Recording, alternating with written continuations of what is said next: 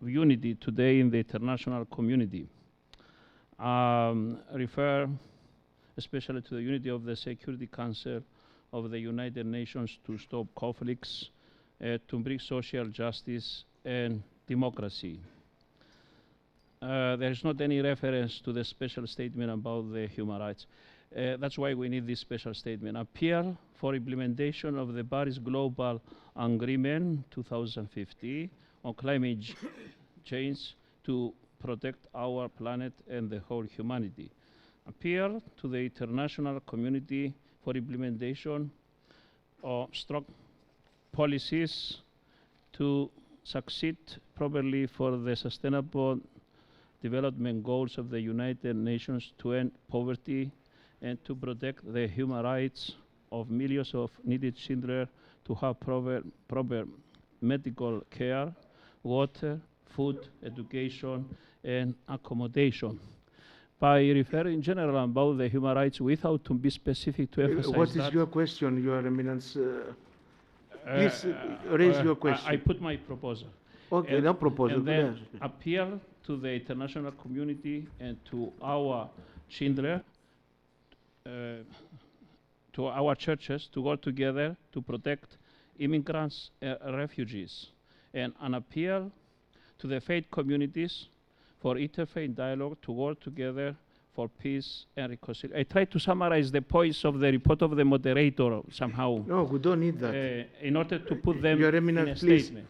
please And raise then- the question you want. And finally, I propose in this statement to make a quite clear reference about protecting democracy, because if in the past colonial rule is related to poverty, like Africa, Asia, Latin America, today the poverty is relating of the lack of the protection of the political rights. And then as there is colonial rule poverty, lack of political rights poverty, climate change crisis poverty, and from these three problems we have the crisis of the immigrants and of the refugees. So my proposal is to prepare a special statement taking into account the points raised by our moderator and the report of the Secretary General. Thank you. Thank you. This okay, we'll get it. Number 3, please. My name is Philip Model Mani. I come from Church of South India. I appreciate the message and the report of the moderator and the General Secretary. I would say that it has covered, the moderator's message has covered almost all the relevant current humanitarian issues. My special appreciation. The General Secretary's report was excellent, but I have an opinion that it would have been more perfect if he had avoided his comments or his the paragraphs 72, 73, etc. with regard to the next assembly venue. It would have been more perfect. That's my personal opinion. Okay, thank you. And also, I am standing here with a painful heart because I've been a member in the CWME. And, you know, in Arusha, a few months back, we organized under the leadership of Yusuf Kum and Bishop Kurlos, we have organized the mission conference. I'm sorry to say that even a word is mentioned about the mission conference held in Arusha in both moderators' message and the General Secretary's report. Thank you. Thank you very much. Bishop, microphone 1. Thank you, moderator. I also share the same sentiments. While appreciating the reports of the moderator and the General Secretary, no mention has ever been made about the unique, inspiring conference, World Mission Conference that was held. It had been completely a different one from all other conferences. And so much so that I have made that theme to be the theme for my diocesan synod, and I'm working on all their study material for that. to go down to the grassroots.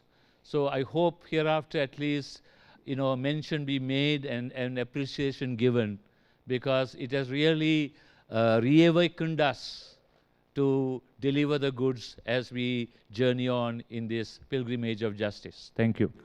Thank you. Just to inform you that there is a report, special report from the World Council of Mission. Please, there is any other there. Please continue. Sofia Kamnerin, Yes. member, Uniting Church in Sweden. I want to say thank you to both the moderator and General Secretary for powerful speeches, reminding us of why we are here, challenging us, and also goes back to the theological foundation, reminding us about the cross and love and unity. And moderator's strong speech, challenging, reminding us about Thursdays in Black, for us to use gender lenses, peace and justice, and the long journey that we are on. So I just want to say thank you. Thank you so much.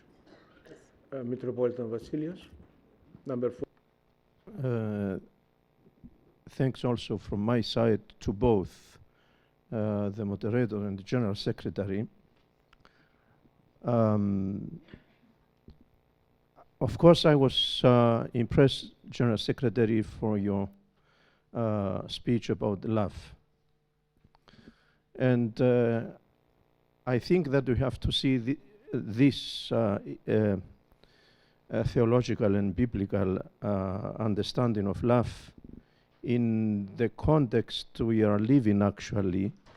And as everybody of us know, the situation in our world taken by the terror. So I don't know, of course, in the time when we'll have the General Assembly, the next one, hopefully this terror is not anymore there. But I would like to see the practical, not only theological, but the practical implications of the love in our world, because everywhere we go, we are not sure if we return back to our homes. So, and in that way, we can see which could be the contribution of the churches to this very burden issue. Thank you. Thank you. Then, Micheline, yes, number 3. Merci. I would like to speak in French. Je suis Micheline Kamba. Just a moment, that's a moment to...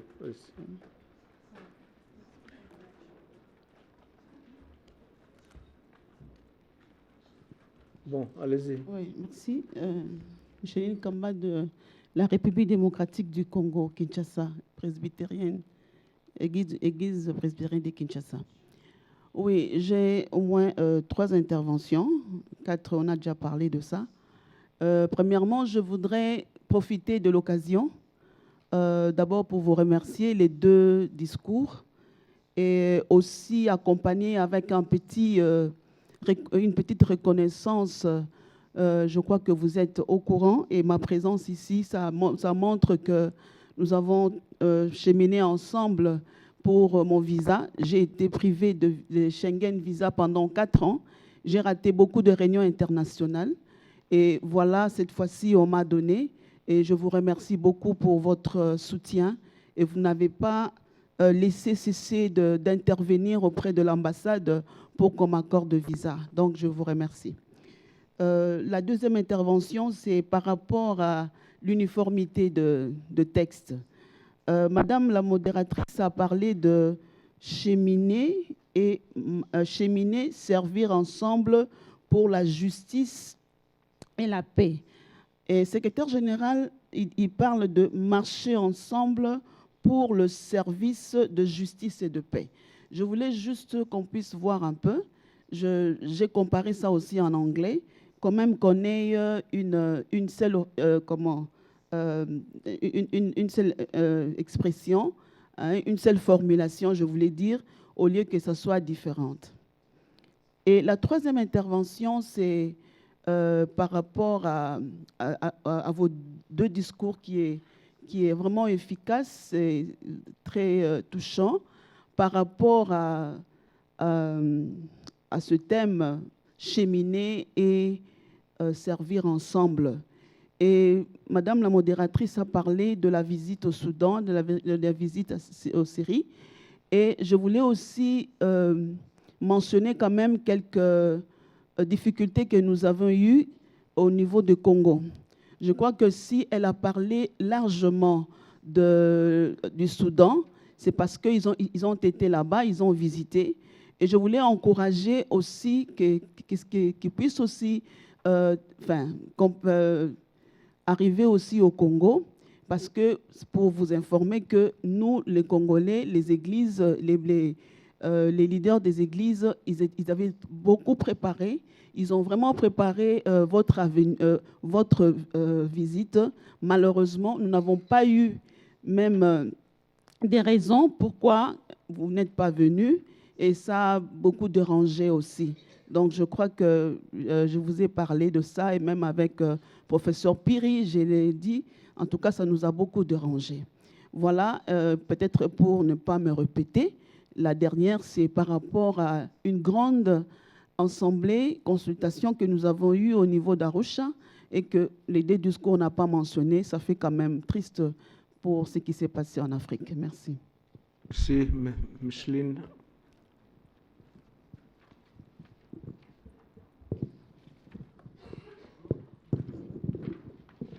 Dr. Kovas, please. Thank you, Your Eminence. I would like to thank both the moderator and the General Secretary for their two reports. And I will start discussing and asking questions on the report of the General Secretary. And I will start with number 25. And I am speaking in the same spirit in which the constructive criticism is mentioned in that paragraph. I am going now to number 30, and I don't know, and I'm asking why the General Secretary would like to reopen the issue of the human sexuality while it was closed by the report which was given in 2006. I don't think that there is any need for that to be in the report. Point number 32, I think it is some kind of frustration to me that this was a sign of unrealistic, over-ambitious setting objectives that can really never be achieved. Here I am quoting from the report. I think that we've not been putting the right strategies to implement those what we are dreaming with our fellowship to achieve. My next question is the issue of 54. Unfortunately, for the third time, the Palestinian-Israel Economic Forum was not mentioned, the BF, while in the minutes which we approved in Toronto, on page 54, it was amended that the Secretariat will work with the head of churches in Jerusalem and the PF. The PF was dissolved and it was not reconstructed again. So I hope that this will have an answer and we'll have a reconstruction of the PF advisory group, so we will go on working with this issue. The same issue is coming with number 58, which was, there is no sign on it. Number 59, I think it was a missing point about Iraq. Iraq was not mentioned over there, while the WCC have done a huge work by visiting Iraq in both the capital and the Erbil. Regarding the numbers which my colleague mentioned, 72, 73, 74, I will not go into detail, but I consider it as it is a propaganda for the venue and the selection of the venue, and I hope that the Secretariat at least will be neutral about this issue, regardless of my opinion and where I would like to have the venue. My last point is about number 78. which is on the personal remark. Thank the General Secretary for being encouraged and gave us this issue, but still the statement is not clear for me. He's speaking about a third 5-year term. I know the rules and the Constitution, and I hope that this will be much clearer than that, especially while he's mentioning that not to consider this meeting as a farewell meeting, taking into consideration that the term of the General Secretary will finish on the 31st of December 2019, while the next Central Committee will be, I don't think so, it will be March or June 2020. So here we need more clear as a plenary on that issue. Thank you. Thank you, Dr. Cuevas. Mrs. Simonian. Thank you, moderator. I want to thank, first of all, our moderator and the General Secretary for their reports. As I was listening to both reports, I was really wondering what something that WCC was so special. In this gloomy world of today, the whole concept of unity in diversity is been disappearing, while that was the heart of the World Council of Churches. So my question is, how can the 300 plus member churches of the World Council of Churches be empowered to become symbols of work, empowered to work locally as symbols of unity in diversity until the assembly, so that when we meet in the assembly, we can represent ourselves as the fellowship of unity in diversity. Thank you. Thank you. Well, now microphone 1, please. Thank you. I want to express my thanks to our moderator and to our General Secretary. I want to thank our moderator for her inspiring words and for concretely mentioning all the difficulties, all the issues we face on Earth. But I want to thank especially our General Secretary for introducing a new language, the language of the Fellowship of Love. We are going on our pilgrimage of justice and peace. But what I see coming from a secularized country as the Netherlands is that it's important to use words that are understandable also for people who do not belong to our own Christian fellowship. And I think the word love is clearly based in the gospel, but it's understandable to all mankind. So I want to thank you for this. Okay, thank you. Oh, you want to speak? Yes, please. Okay, then will be the last one. Thank you, moderator. I'd like to express my thanks to the moderator, firstly, for the inspirational presentation. I want to say that I especially, from the many things that she actually indicated and spoke about, I especially was drawn to the focus on solidarity. And I thought the expression of solidarity was quite clearly laid out in your report or address. And I think that's precisely what we need to be doing consistently as the WCC. I also want to express my sincere thanks to the General Secretary for his report, but also for the theological engagement, if I use the word, with regards to the issue of love and how love can be the basis for ecumenical engagement. I was especially drawn to paragraph 3, the way forward on page 5, in the statement that says that the WCC as a leading agent for the unity of churches as a sign of the unity of humankind. And I think that's a very powerful statement, because the unity of the churches in relation to bringing about the unity of humankind is really specifically the focus on solidarity and dealing with the issues of suffering in the world, where we can speak with one voice, and the credibility of speaking with one voice is also the credibility of having unity as churches. And so I want to also then unpack a little bit in terms of the theological focus on love by perhaps asking this question that needs to be given a little bit more reflection. And that is, how does love serve as a basis to renew the church's commitment to unity?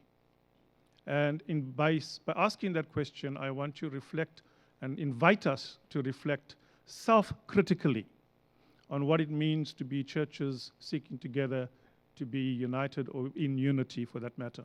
And I think it is an opportune time for us to be able to ask that question in light of a suffering world.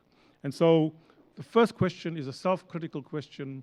How do we engage? What can we do in order to address the issue of Christian unity and church unity? Because this is important for us in the world.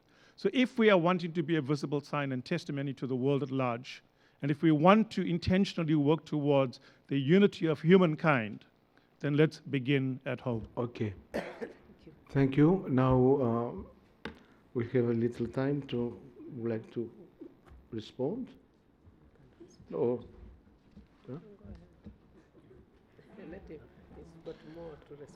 you want to respond myself for you? Yes. Okay, thank you. Thank you for your comments and your questions and remarks, which I found all of them quite interesting and relevant to receive, but also to ask us how do we continue this reflection. The comments about the mission conference, because I know that we will have a substantial report about the mission conference, and therefore also a piece of work in the committees to reflect on it, I didn't spend time in this report to elaborate it, but I can fully support those who see this mission conference in March this year as really a milestone and a very important event in how we develop our ecumenical relations in the perspective of our call to mission. I think it was a very rich and very important event, both for the WCC, but also for the wider ecumenical family. And we'll come back to that. I think we also sense that in a report like this, I have a lot of things I would like to mention. For example, about all these prioritized countries where we try to work for justice and peace together with you, but also other contexts. But I'm glad you bring up what's on your heart, and we should continue to do it in this meeting without putting one issue up against the other. Try to find ways to address what we should address in this time, in this meeting. My remarks about the Assembly was based on two perspectives from my side. One is that as General Secretary, I've been involved both now in the Assembly Planning Committee's work, but also in how to get the information and the discussion for this meeting. And I'm asked frequently how to find a way of concluding this issue.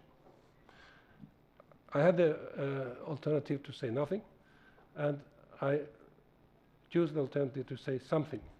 And what I said was that I think we should pay attention to this practice and principle of rotation, and that we have to pay attention to what are the resources available at this time.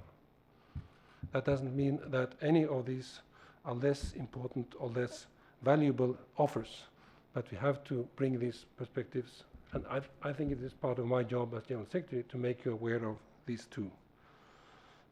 It's still an open question. It is for your consideration what should be the conclusion. I agree that that means that the staff in general is not involved in the discussion in that sense, but as General Secretary I have a responsibility to try to bring to you what I think are the overall perspectives that we have to consider very seriously when we make decisions like this. I think we can find good solutions.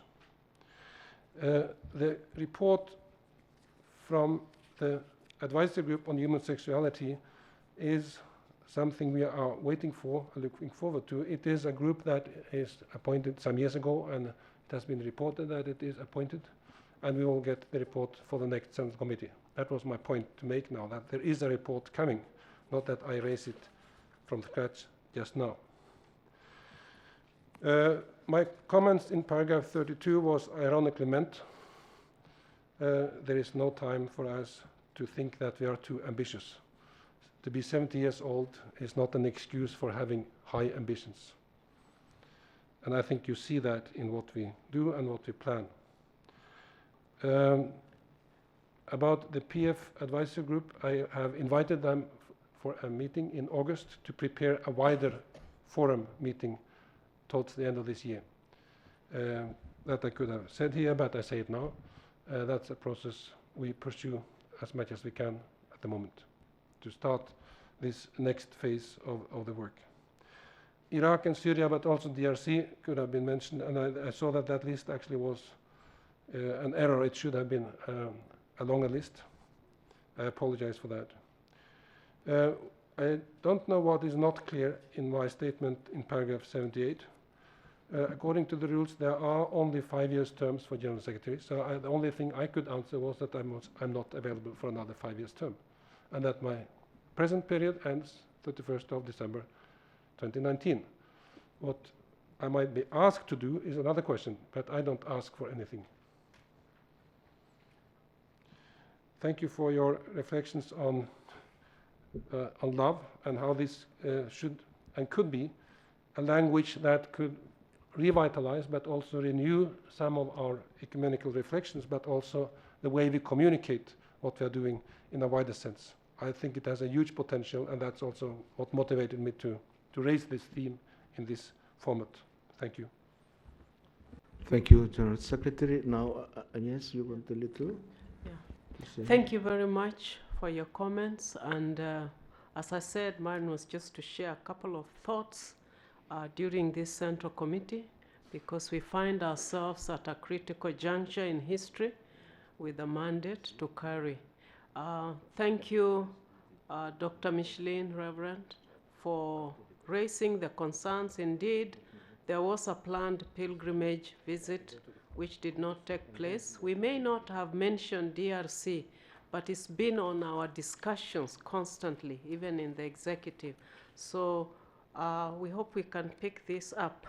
The questions raised by Reverend Professor Jerry and others, and Metropolitan Vasilios, when these documents come to the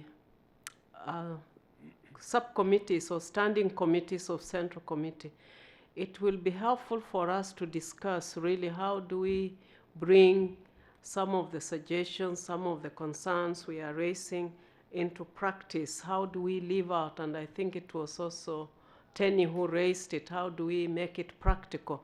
I think it begins at our level individually, together, but also how do we permeate within our churches.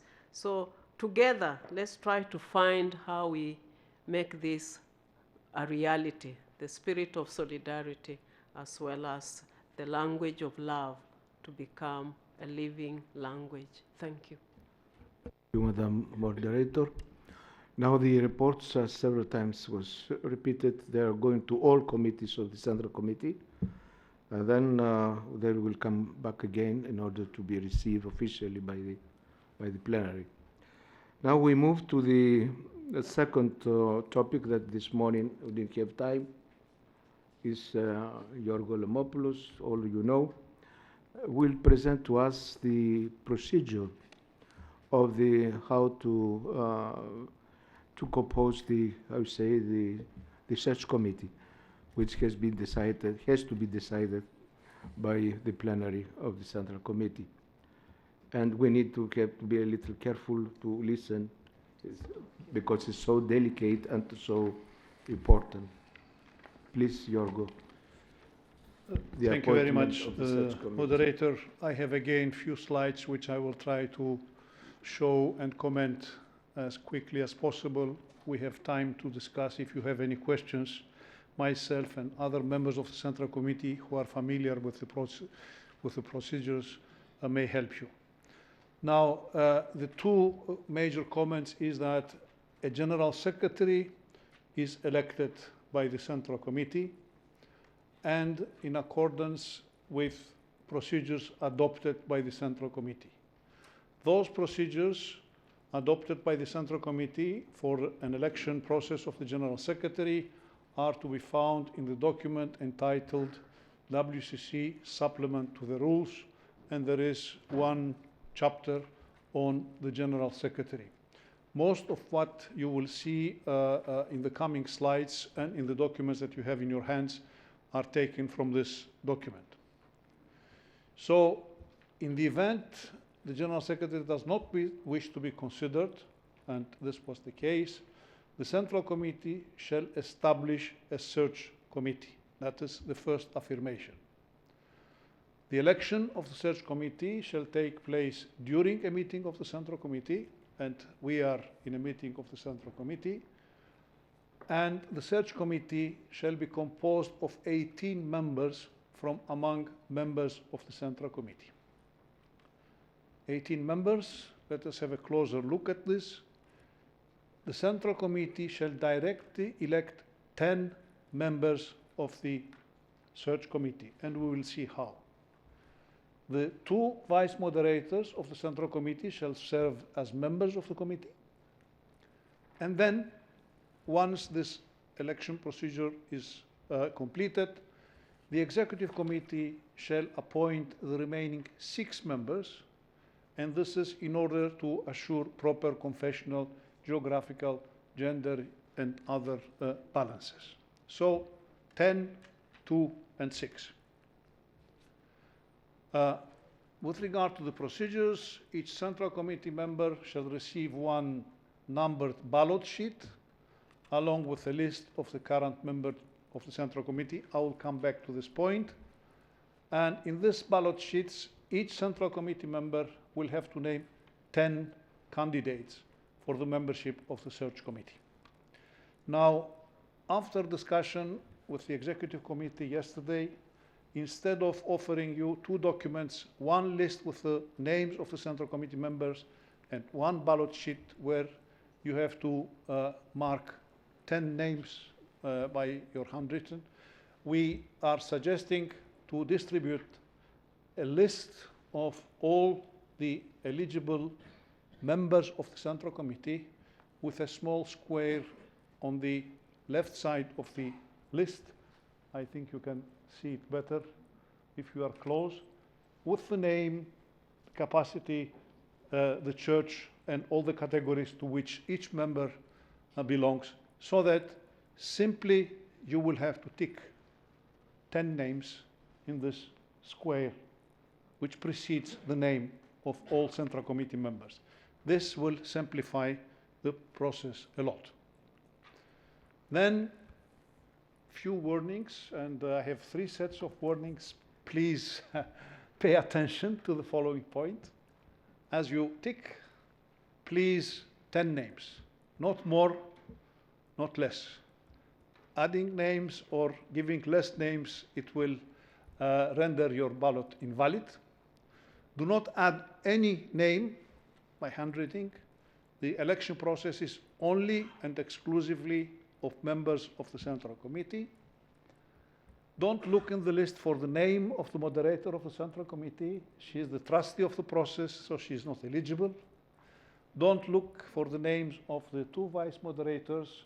They are anyhow members. They don't need your vote for this. And then, please, as you cross 10 names, make an effort to give a balanced ballot.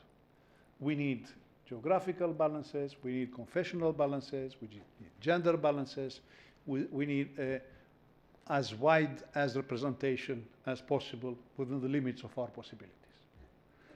Pay attention also to the fact that as you cross 10 names, the 10 members of the Central Committee who will get the highest number of votes from you will automatically become the 10 members of the Search Committee. And the 2 persons with the next highest number of votes, not otherwise named to the Search Committee, shall be considered as alternates. In case anybody withdraws or is unable to participate, we have the 2 alternates again among the ones you have elected. Now, the last warning is, I think, important. If any of you, for any personal reason, does not want his or her name to be considered for the Search Committee, You may be busy, you may have other stuff, you may consider that the Central Committee takes a lot of your time. Please inform the Secretariat by tomorrow noon, so that we take your name out of the list, and therefore we don't have the complexity of electing you and then withdrawing your candidature. This will simplify our task. You can give your names to me by tomorrow noon. And secondly, any person who might consider becoming a candidate for the General Secretary normally should not accept to be elected in the search committee. It's simply a reminder. Of course, if the person is elected and later changes his or her mind, always has the possibility to withdraw from the search committee. Now, the ballot sheets were distributed. You have crossed your names. What happens next? The Central Committee will appoint 3 scrutineers from among its members. The scrutineers will receive your papers, will count the votes, and will report to the Executive Committee the 10 persons elected, so that the Executive Committee begins its work and elects the remaining 6 persons. If I'm not mistaken, the Chair will confirm that the election process will take place on Monday noon here, and Monday evening the Central Committee will be the Executive Committee will be meeting to consider the in Bosse, to consider how they appoint the 6 members. Among the 10 persons for which you have voted, the one who gets the most of the votes automatically becomes the moderator of the search committee. So you are electing also the moderator of the search committee, and the Executive Committee shall appoint the other 6, as we have said. With this, the appointment of the search committee, or the election of the search committee, is completed. What will follow is that this search committee, made of 18, will have to meet, establish its own calendar, takes its own decisions, how frequently they will meet, for when they will fix the deadlines for declaring the vacancy, receiving the candidates, fixing the interviews, and all the tasks which are related. This is in the hands of the search committee, and the search committee will be reporting to the executive, to the Central Committee, and certainly keep informed the moderator of the Central Committee. So this is, moderator, the shortest way of presenting the whole process. If there are any questions, we may try to respond. Thank you, Yorgo. I would like also to remind you there is a document with all these details, is the Gen 08. Then you can find all this procedure in a more detailed way. Now, the floor is open if somebody has a question to raise, and Yorgo will respond. Dr. Cuevas, please, again. Thank you, Metropolitan Moderator. First, I have to thank Yorgo for this presentation and for correcting the document Gen 08 on page 2, number C and D. The one which was presented is the right one and in action with the supplement of the rules, and not the one which is written here. This is my first point. My second point is that I think that it is against the rules to give the opportunity to members of the Central Committee to inform the Secretariat to withdraw their names. When the supplement of the rules was clear about this issue, that all members of the Central Committee, even those who are absent, have the right their names to be ticked out. If we will give this opportunity to members of the Central Committee, that means that we can play in a way or other, not with the meaning of the play, but as if we are guiding, sorry for the phrase, as if we are guiding the Central Committee to vote just for some persons. And this is not the spirit of the rule. The spirit of the rule that what the Central Committee think, those who are capable and who are transparent in the issue and in their participation in the Central Committee must be elected. So if I want to withdraw myself, it is not my right for that. This is against why I am being member of the Central Committee. Okay, it's clear. This is a very important issue, and I hope that Yorgo will change it because it is not in the rules. My second point is, I understood that the list, which we had a sample of it, it will be for all members of the CC. This is my second point. My third point is that the results must be given to the Central Committee and not to the Executive Committee. So the report of the 3 persons who will be elected from the Central Committee to count the votes, they have to bring the report to the Central Committee, and then the Central Committee will refer it to the Executive Committee. Those are just practical issues which I hope that all of us will have to understand them very clear, so as the process will go in the right line. Thank you. Okay, thank you. This is clear. There is any other question? Microphone 1, please. Yorgo, did you note that? Yes, you have to note. Yes, please. Thank you, moderator. Surisha from United Church of Zambia. Mine is a question on the ballot paper. I'm expected to do the balancing in my voting of gender, youth, geographical origin, and so on. For me to do that ably, meaningfully, and honestly, when do I have the ballot paper which contains the list of those people from which I have to choose?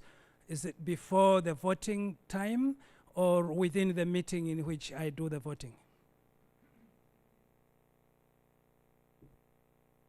Yeah, I think this is a very good question because we are not all familiar with the names and the regions, and to have a little time.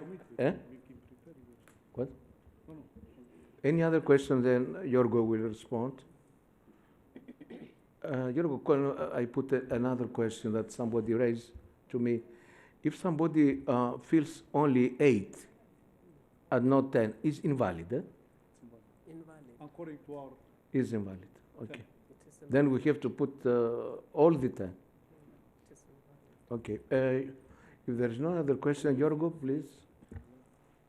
I put it in a short language so that we can recall. Not more, not less. 10. Dr. Kawas, thank you very much for your remark. You are right. The document number 08 was changed. The scrutineers will be elected by the Central Committee, and we will not entrust the task to the Audit Committee. That's for sure. With regard to your 2 other remarks, you are absolutely right. Under normal circumstances, this is the way we should have gone.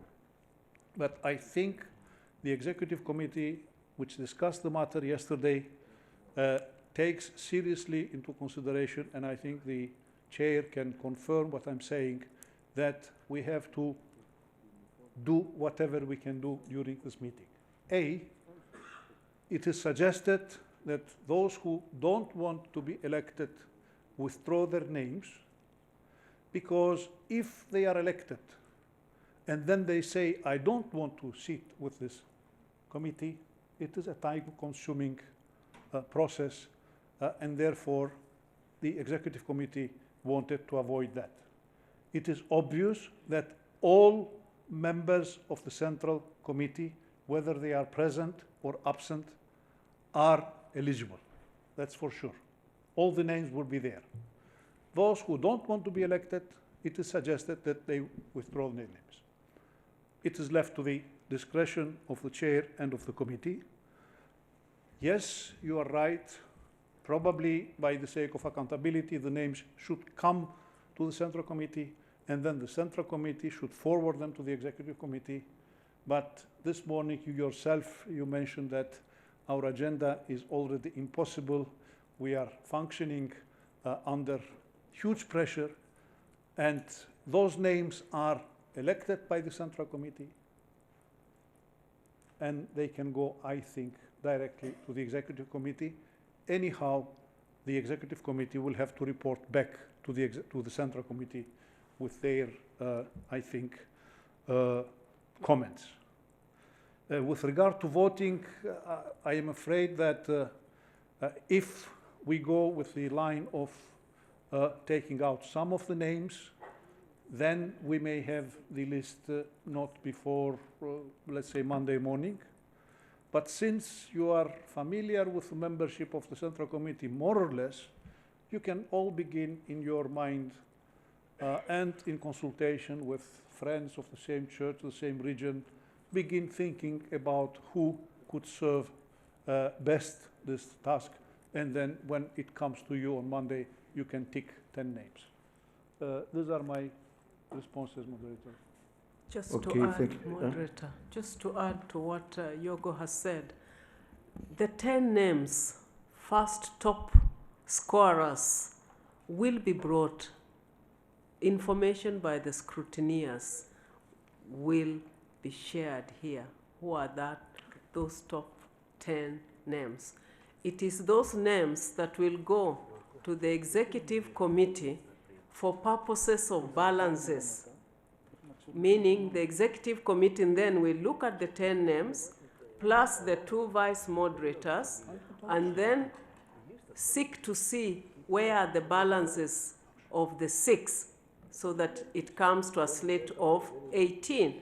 And that slate of 18 will still be shared with us. Okay.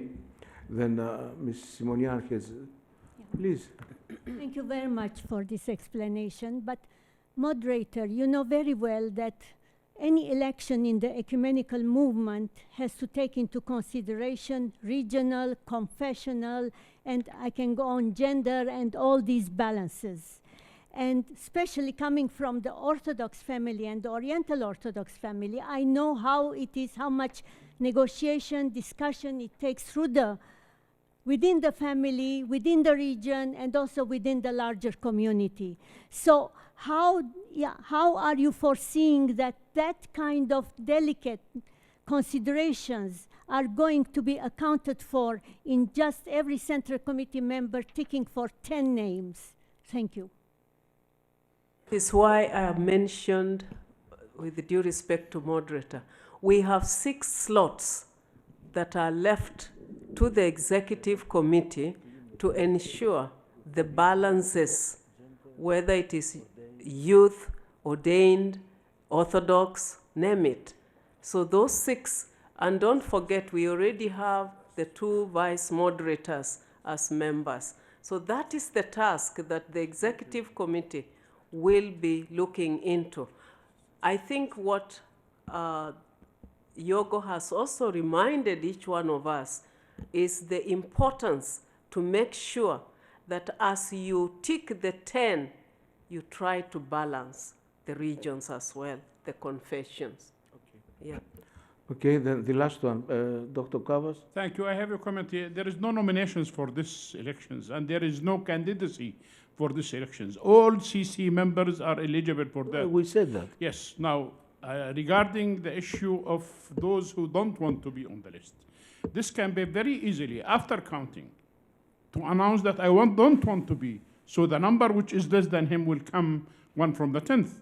It is much easier, much better than dropping names before the election.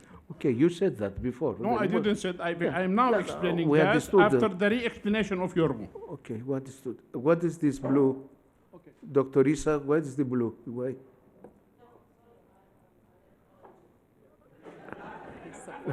Please don't mix blue with orange. Yes, please. Blue is only heaven. Orange is. Please. But I know we have to be very effective and we don't have time enough. Thomas Gang, Evangelical Church Lutheran Confession, Brazil. Sorry. But I'm wondering whether if we we drop names before the election, if we don't have the problem of changing the result of the election. Because let us say we elect 10 people and then some people drop in names after or before. I mean, it can change the results. It's a different thing. Okay, I think the feeling of the House is to distribute the list without to drop the names. I think this goes. May I see the cards, please? Your cards. If you for what? to distribute a list to those that are eligible without to drop any name. Blue cards. The blue cards, what the blue cards means? Without to have this exercise before and to go to the secretariat until noon to drop their names. This was the question. To have the whole list for everybody, even those that are absent. Please, microphone 2. What is one? One. Emily, yes. Emily Evans, Uniting Church in Australia, English. I am new to the executive committee, and yesterday and the day before was my first meeting. I was one of the people behind this option of making sure that there was an efficient process for those of us in this room who wanted our names not on the list. Understanding the time that it would take to go through this process to ensure that we do have the 16 names chosen. I'm happy to step aside from this position, but ensuring that as a body we can efficiently go through this process in a way that which will ensure that everyone's voice is heard, but to ensure that people who have the opinion where they don't want to be on this can step aside. So if the room feels that they want the whole list be presented at the ballot, I'm happy to step aside from that position. Okay, thank you. Now, what is the microphone 3, please? 3. Jan Jansen from Germany. Only my personal example for this question. I am a member of the Central Committee, but I'm with you only this time. I'm very sad about that. But it would be easier for me to know who is able to elect and who will be ready for this task, to make a better decision for myself, to see who is able in the next time to be in the search committee and who is ready for this task. For this is my proposal. Thank you. We'll come back again to this. I repeat again, what is the feeling of the House to have the whole list without any dropping? But you can continue. The other blue, the same? And the back, the same? Then there will be, and you, Margarita? We see it properly. Can we see those cards in favor of the full list? Yes, I said, let's see the cards were in favor to have the whole list. Please raise your cards without to drop any name. Will be the whole list of the Central Committee members. Okay? I think it's okay. Yeah? Now, there is also the question that was raised to distribute the document a little before in order to have time to go through the names. And the General Secretary said it will be possible to do the maximum possible until tomorrow evening before we break. When we finish the day, we receive a copy. What is the problem? What? Church of Antioch, English. The ballots wouldn't be distributed. The name of all of the names of Central Committee with our photographs is actually on the web. It's on the website. There shouldn't be an early distribution of the list as prepared as ballots. Ballot will be distributed. The ballot. The ballot should not be distributed Should not ahead be, of time. yes. No. Just the list. Just the list. For those that don't have internet or don't have a computer to go online, then they can have the hard copy. Yes, Metropolitan. We spent now, yes, please. I apologize, but we have to go back to our agenda. We have important things here, and we have only less than half hour. and we're talking about the future of this organization for the sustainability, and we stick there. Even we may convince our Secretary General to carry on his ministry. We are in the middle of our journey from Busan until the next General Assembly, and we now we spent a lot of time. Okay, we stop there. Please, let's go back to the agenda. Okay. And if they have any observations, any one of them about Okay. this, they can give their observations of their proposals, and we can consider this later. We have to go back to the agenda to You see said 3 times. the 3 things we have here. Thank you. Okay, thank you. Okay, now we stop here. Now we thank you for the Yorgo for the presentation. If somebody of us they have any question, please go to Yorgo and ask him to give. And then there is also the paper, the Gen 08. Now we move to the agenda of the session as it was planned this afternoon. And there is the report of the Executive Committee, is the document Gen 02. Please, if you have the document Gen 02, is the whole, how to say, Executive Committee since the last Central Committee, 2016, and 2 in 17, and 1 in 18, this just a few days before. Now, Marianne, to present the report, please. I will try to simply briefly summarize what you have before you in Gen 02, the report of the Executive Committee.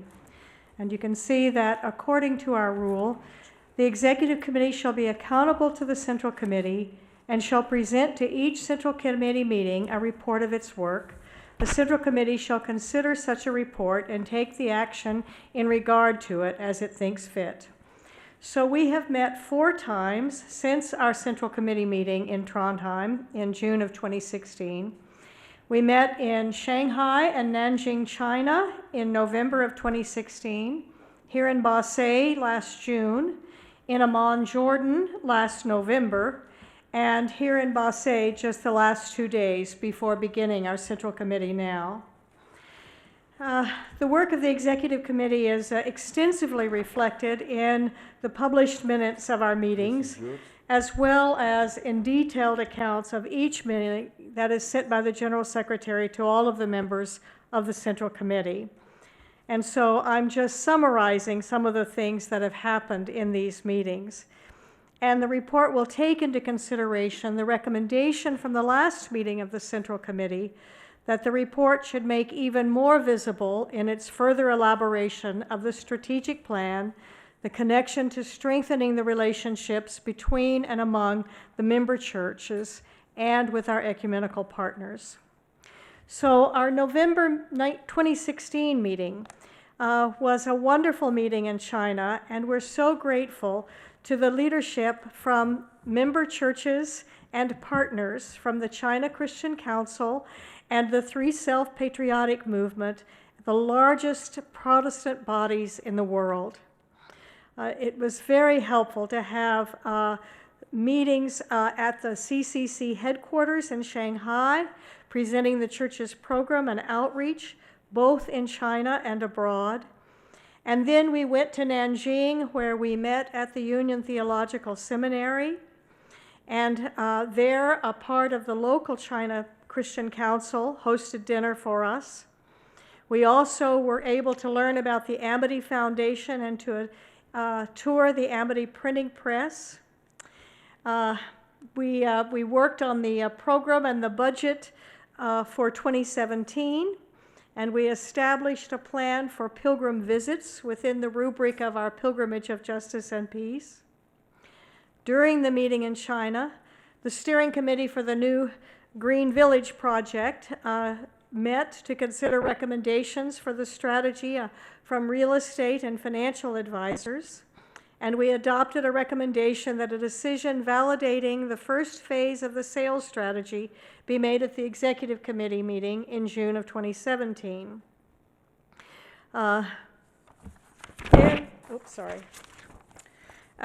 Then at the meeting last year in June 2017, we had activity reports from the 2016 that were approved, and we spent time with more reporting on the Pilgrimage for Justice and Peace reference group from the meeting in Nigeria that they had, and the two co-moderators participated with us in the meeting.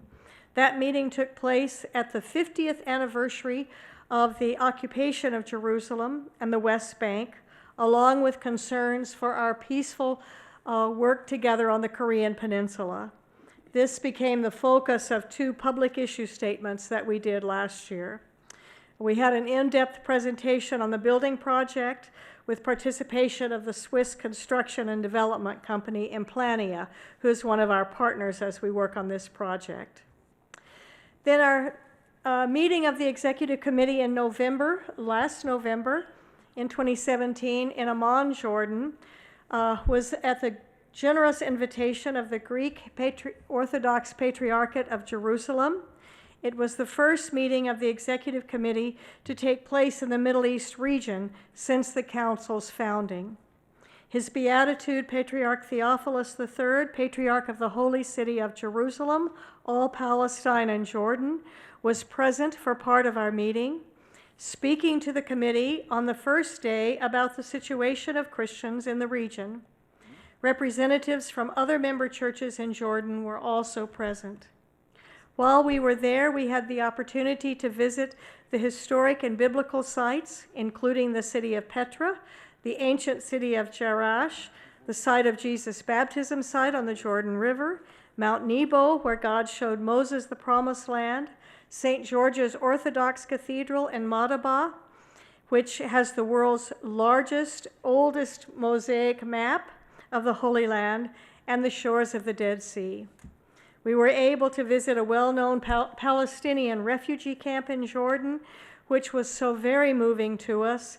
It assisted us to see a more practical way the implications of the situation and our involvement in Palestine and Israel.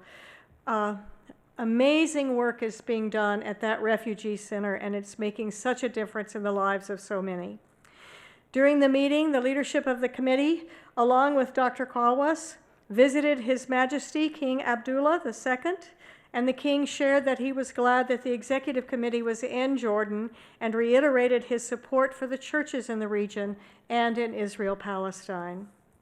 Once again, we reviewed and approved plans for budget and program in 2018, devoted times to discuss our involvement in Palestine and Israel in the future, and among others, a statement on Jerusalem and the status quo was issued by the committee.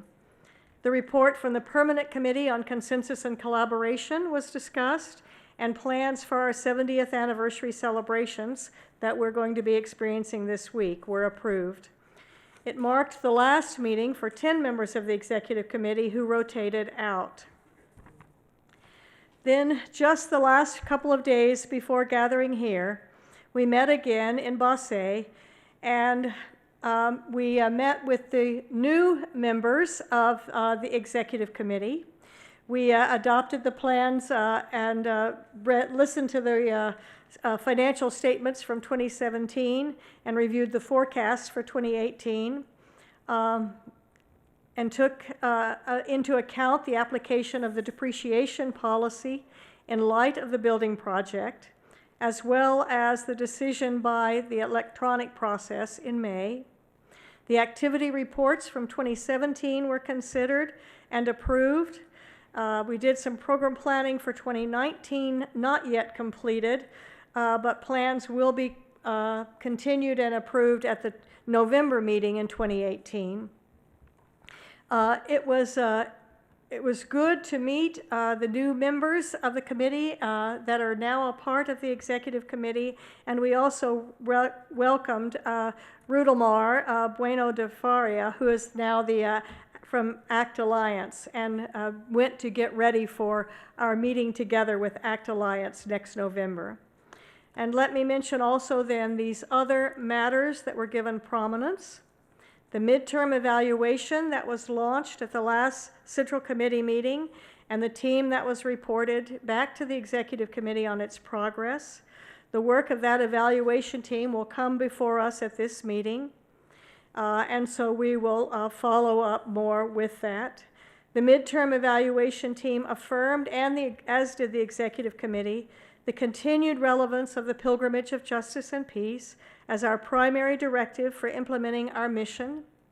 The strategic objectives of the Council significantly contribute to realizing this pilgrimage, and at each meeting of the Executive Committee in the last 2 years, an update and a report to the General Secretary from the reference group has been shared with the committee.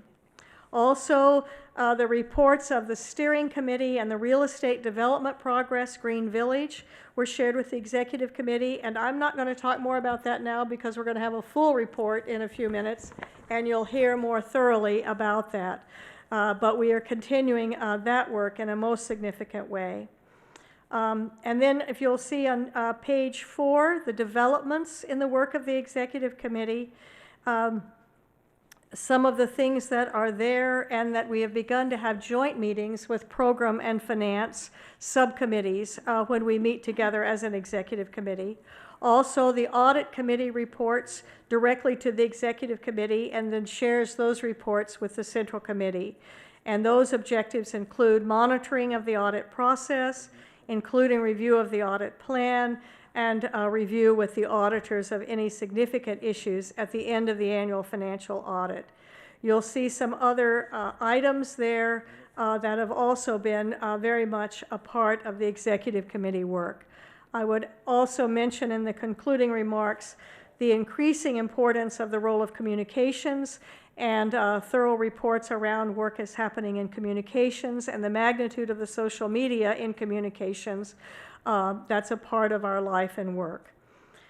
I would just add that at our meeting in the last couple of days, in addition to other items, we also heard about a code of conduct, consultative and advisory bodies, and we will forward this to be considered by our Central Committee. And we also heard a report on the child safeguarding policy, and that will be considered here.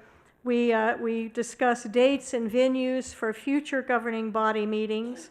The next Executive Committee meetings in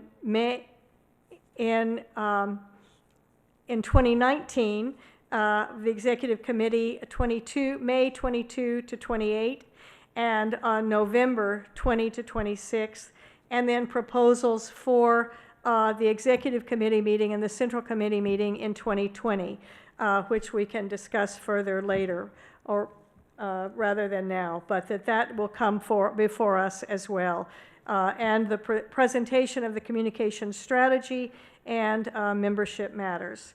So I think that's enough to say about our Executive Committee so far. Thank you. We can open a little the floor if there is any specific question to be raised. Please, Carlos.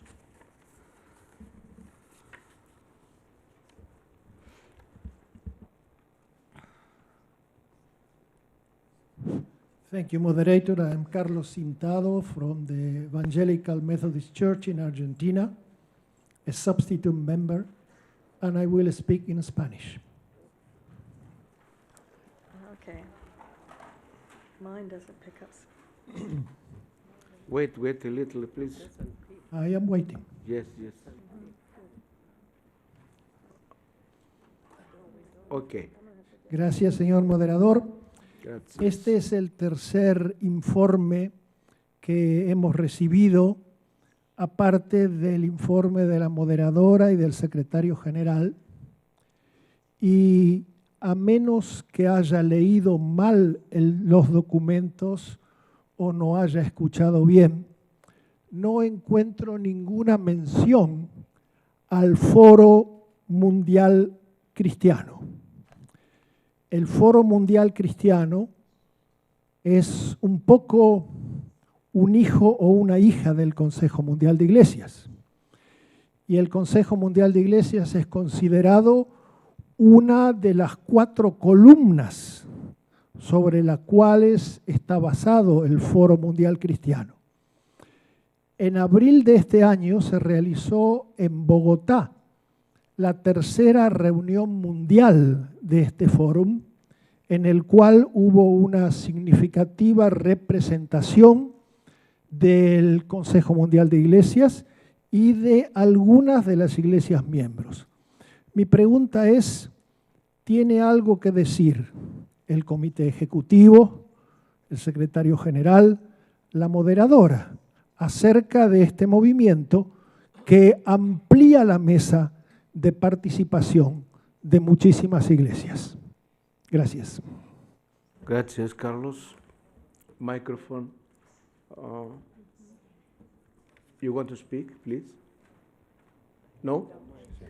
Oh, you want to speak? Do you want to talk about it? Okay, the General Secretary. Yeah, thank you for this question. The Global Christian Forum is now about 20 years old, and it had its, I think, third World Conference in Bogota in April, a meeting of the wide constituency, including the WCC and many of our member churches, but also the Roman Catholic Church, the World Pentecostal Fellowship, the World Evangelical Alliance, and others. It is a fellowship expression. It is not an organization, it's a forum, and it has been supported, and the WCC has been actively participating in all its work. My understanding was that this was a very successful meeting. Unfortunately, for health reasons, I could not attend myself.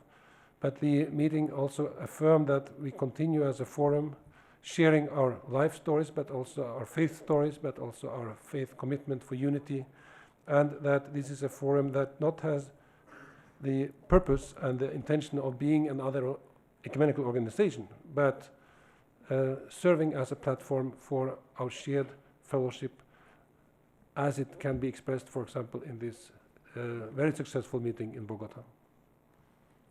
Okay, thank you. We closed discussion for the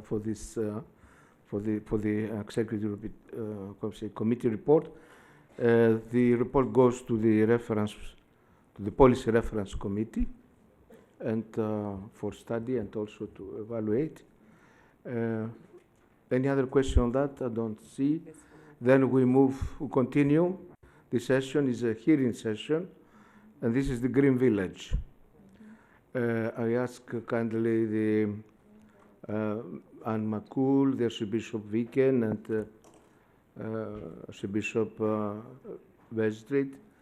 You want to come to sit here, or how you have distributed your? There are chairs there also. There are chairs. Who is speaking first? Anna. Archbishop, please take a seat. Thank you, moderator. Looking toward the future, the Green Village is a real estate development which sets 6 new buildings in a park grouped around the ecumenical center. I believe there are going to be slides coming up, so I'm just going to keep going and they'll catch up to me. There is also a paper, don't remind the Gen 03.1 report of the steering committee. Is this one? Yeah? Okay. Yeah. Gen 03.1.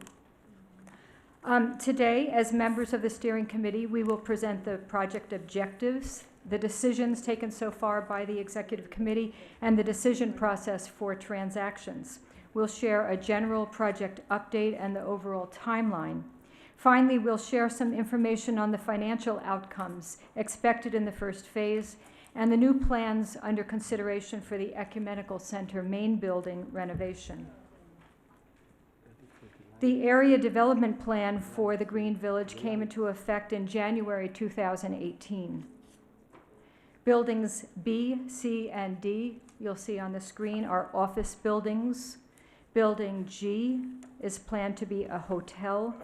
Building F is an apartment building, and Building E, an office building. The park, with walkways and cycle paths, a pond and surface water collection areas, will provide more green space than is there now. There will be over 61,000 square meters of floor space, according to the plans, compared with about 15,000 square meters at present. This is a major development in international Geneva, and it is launched with sustainability and care for creation as core values, together with respect for the special heritage quality of this site. The Green Village objectives. The project objectives were first formulated in 2011 and remain as stated.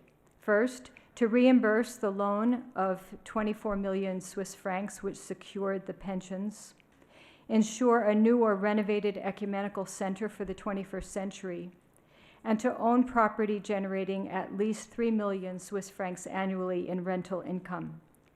The WCC has to reimburse the pension fund loan. However, it aims to achieve much more. A renovation of the existing premises could not take place without new capital.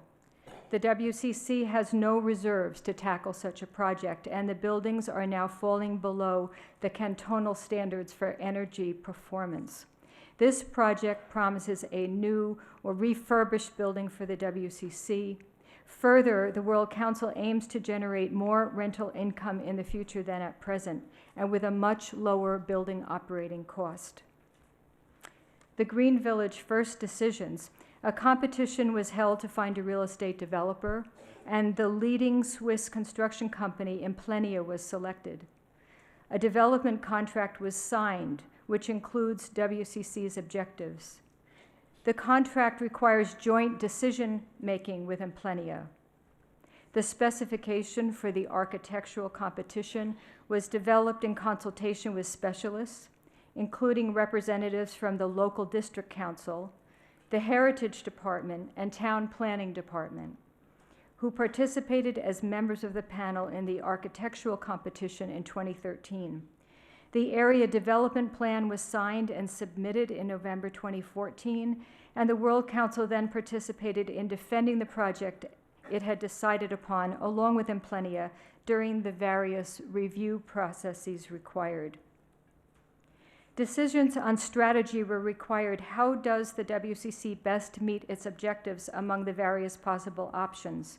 Should there be a sale of land or a land lease?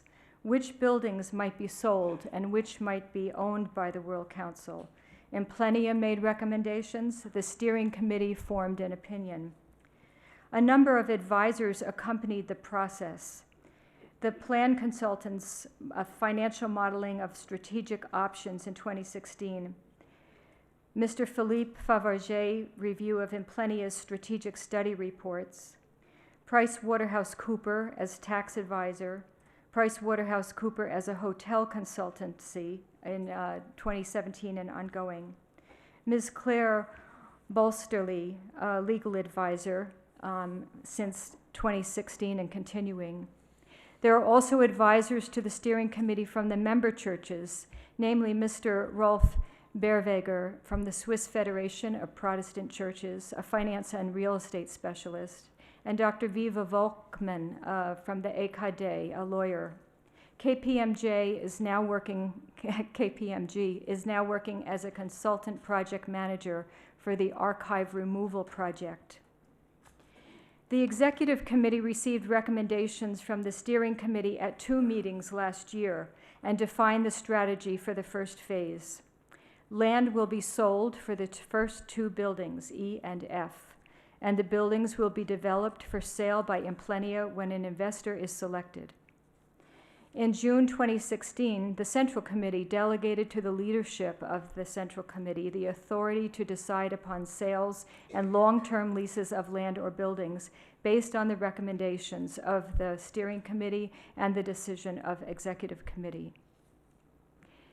Between the strategic decision to sell and an actual sales transaction, 15 different steps in the transaction process have been identified with responsibilities assigned respectively to staff, professional advisors, the steering committee, and executive committee with regard to each step. These steps will be undertaken for each separate transaction. 3 examples are set out here.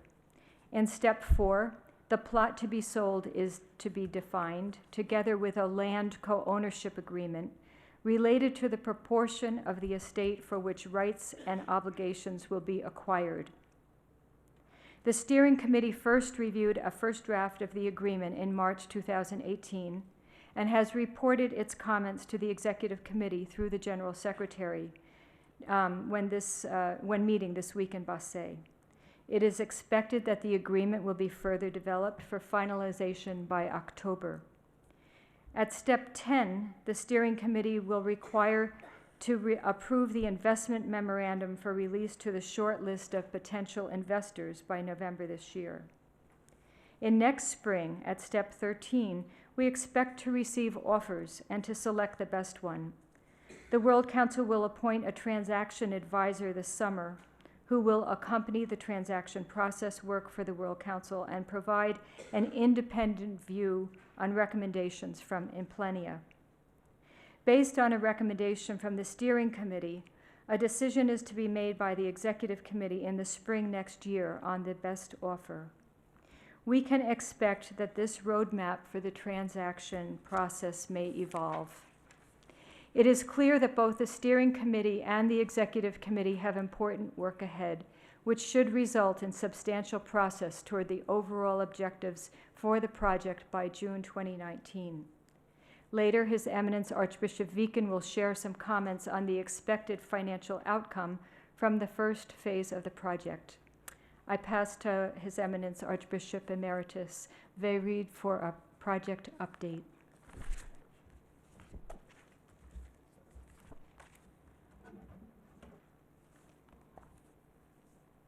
Well, as you notice, this is quite a dense information.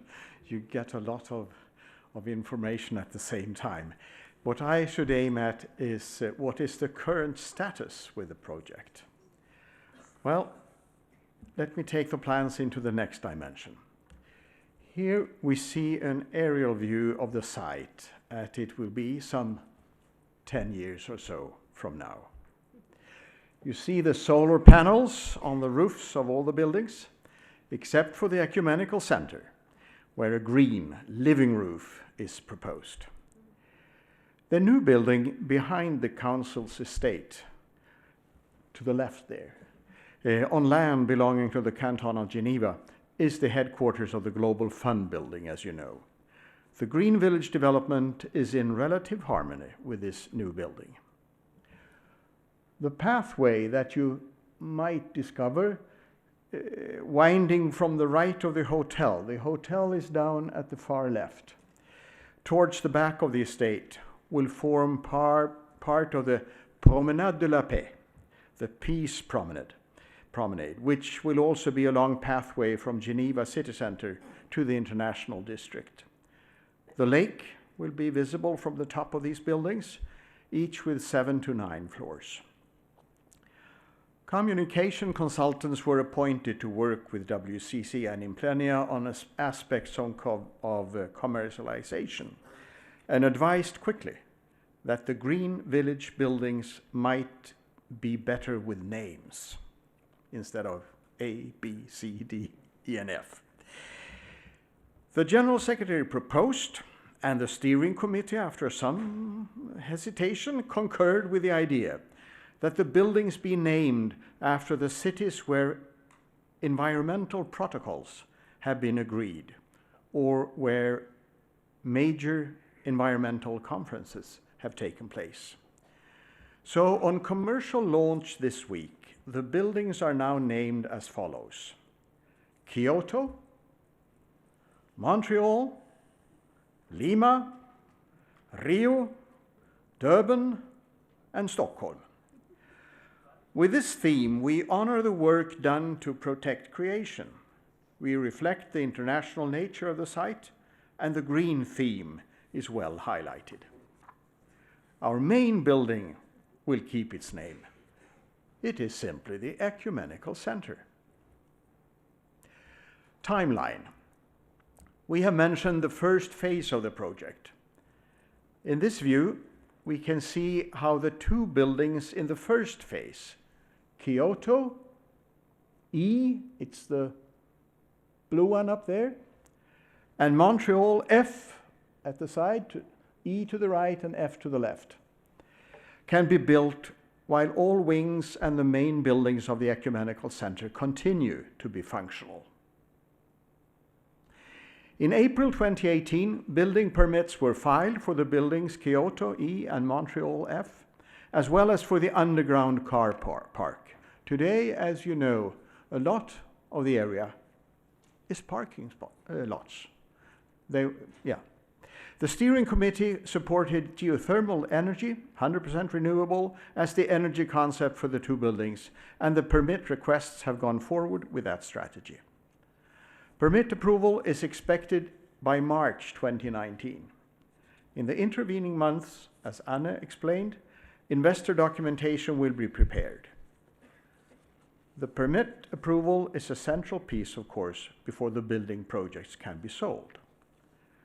According to the current timeline, a sales contract is to be concluded in 2019, and construction work would therefore commence on the site at the end of next year.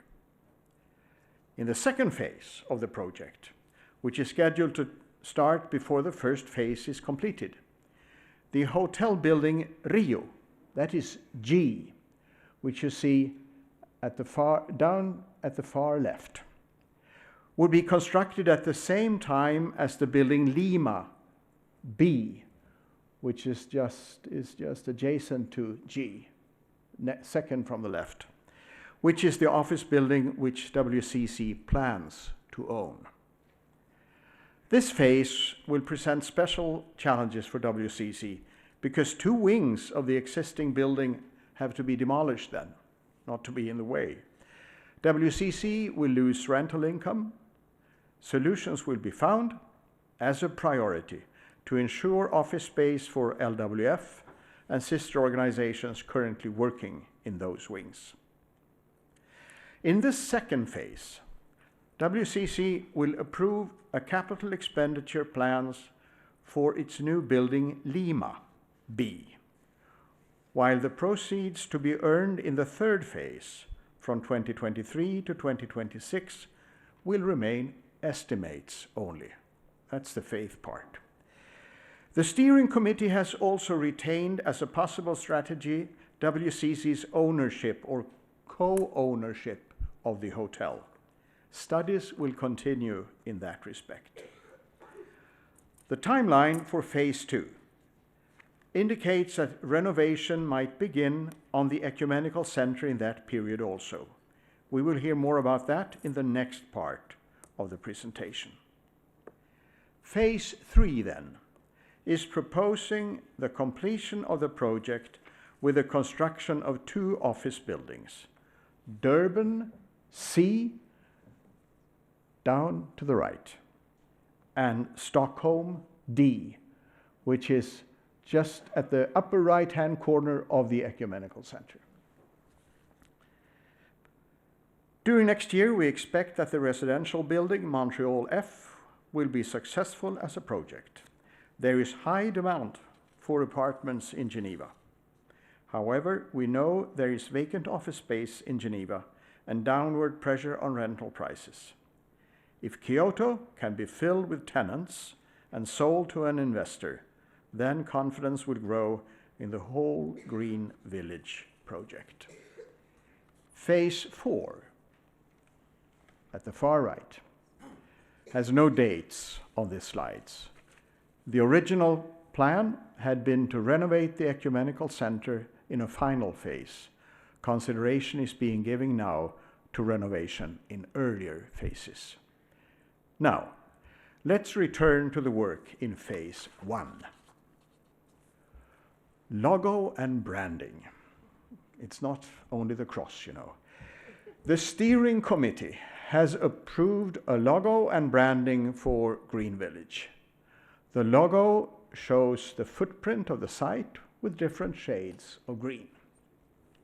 The logo and branding is the first step in the commercialization plan led by Implenia WCC and newly appointed real estate consultants firm, JLL. So there are 3 parts there. The aim is to make the Green Village project known locally and internationally, and to attract potential tenants to the Kyoto building, E. With a list of tenants, the value of the building presented to the potential investors will increase. The building could be of interest even without tenants. However, with an income stream assured, the building will realize a higher sales price. A Green Village presentation room is now declared open as of today, so this is a solemn moment, just off the main lobby at the first door on the right after the staff entrance. Potential tenants for the Kyoto E building will be received there over the next months to explain why Green Village will be the place to be in for the future for international organizations and companies. And you are very much invited to visit the Green Village presentation room in the break this afternoon and also later during Central Committee. There you may view pictures of the project and receive a brochure. Then we have a website. The steering committee had opportunity to review the content and structure of the website in its making, and executive committee has benefited from a brief preview this week. Now we would like to mark the launch of the Green Village website in the Central Committee today, and it is found at www.greenvillage.ch. And now, to finalize my part, we will have a 360 degrees view of the area. You can see the walkways, the landscaping, and the extent and style of the new buildings planned. So while you look at that, Archbishop Vicken comes up here and I go down.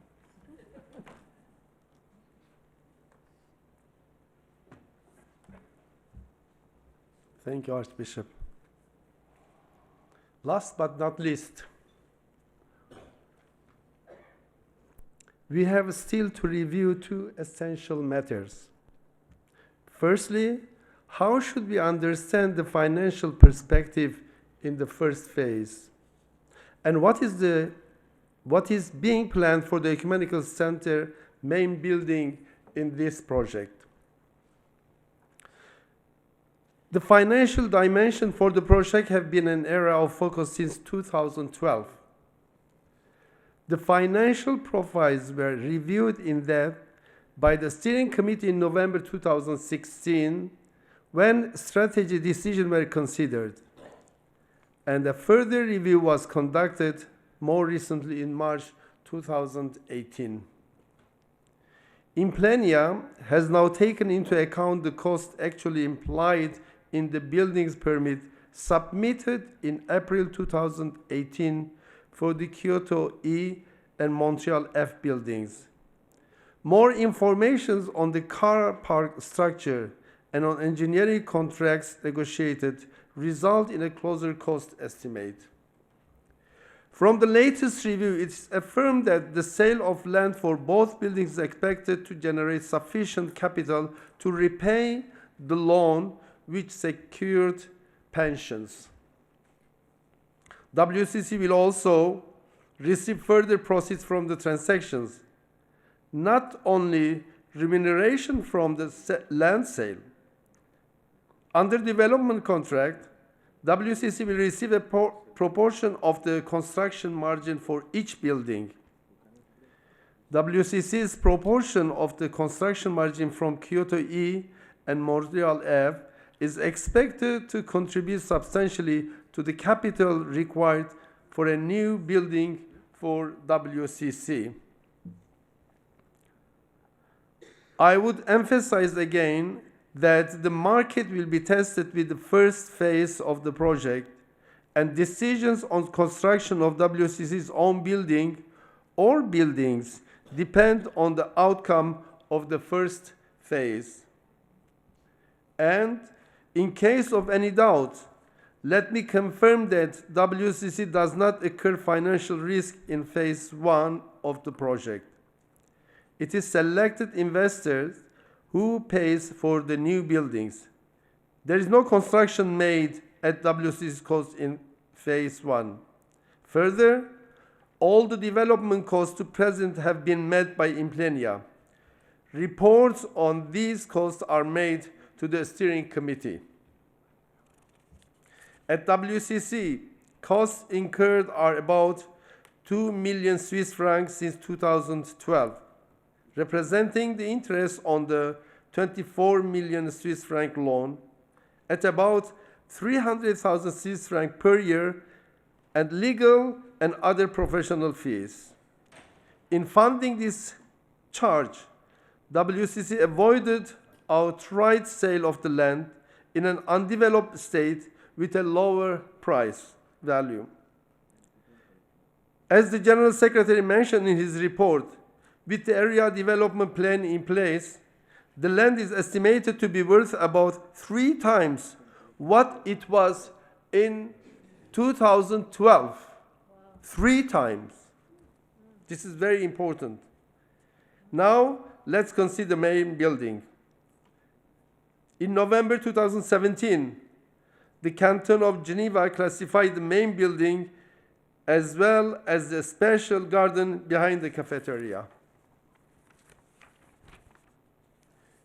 In the classification order, the cantonal authorities wrote, I quote, "It is unanimously acknowledged that the ecumenical chapel designed by Sven Erik Müller, with the elegance of its interior fixtures and furnishing, is a remarkable example of religious heritage in the canton and one of the most accomplished illustrations of research into the ideal form for multi-dimensional sacred space in the 20th century." We already know and love our ecumenical chapel and are delighted to learn that the Canton of Geneva has recognized it in this way. We can hope that the new visitors exploring the Green Village vision will also visit the classified ecumenical chapel. The classification order does bring certain constraints. The chapel, the main hall, and the lobby are to be renovated in the manner required by the Heritage Department, which will supervise the whole renovation project. One proposal on the renovation of the main building charged out understanding once again of the potential of the site. A new dimension to the project has emerged following the affirmation by the General Secretary and Steering Committee of the General Direction for the renovation and redesign of the main building. The design was selected because of the potential to turn renovation costs in this listed and historical building to a much needed economic advantage. Plans propose light and life in the building, which would reclaim its identity as the ecumenical center, accommodating working areas sufficient for all of the council's staff, as well as redesigned conference center. Ecumenical center. In these 2 slides, there is a preview of design now under consideration. On the ground floor, a glass wall, partly clouded, would separate a working area on the right from the reception and lobby areas. A wide staircase would allow visitors to reach the upper ground floor. Visitors, illustrated by the purple dots, could also access new conference room at the back of the ground floor in an area now used for equipment. There would be a connecting passage to the Lima building on the left, behind the main hall. A small cafe area on the ground floor would also expand into the lobby when required for events. Ecumenical Center number 2. On the upper floor, the layout would change considerably, with team working areas, small conference rooms, a library area, and a few individual offices. A small cafe on this level would also open out on to the terrace. a new cafeteria built to modern standard would be proposed in the new Lima building, Building B. The spot indicates about 130 working spaces in the renovated ecumenical center. The renovation would bring to life spaces which are currently little used, allow teams to work more closely together, while including quiet work area and spaces designed to encourage informal work conversation, which now take place perhaps in the staircase or corridors. If plans can be developed in this direction and meet with approval, then the investment in WCC's own office building will have an increased rental income potential, and funds invested in ecumenical center renovation will be put to good use. WCC will approach foundations in Geneva to seek sponsorship for such renovations. Alternatively, the project would take place rather later as a phase 4 of the Green Village project. Members of the steering committee, an account of the work of the steering committee over the last 2 years since Central Committee June 2016 Trondheim is set out in Appendix 3 to the report of the General Secretary. We look forward to being able to report on process at our next meeting. Thank you for your attention. Before I finish, don't hurry, please. I know that you want to have your coffee, tea. Yes, it's ready. Everything is ready. But before I finish, on behalf of the entire team, I would like to express our thanks and gratitude to these wonderful 2 persons who have spent hours, days, weeks, months, even years on this project. Please join me by thanking and applauding Elaine D. Please, Elaine, where are you? And Paul. Paul is not here. Where is Paul? He's not here. Thank you very much.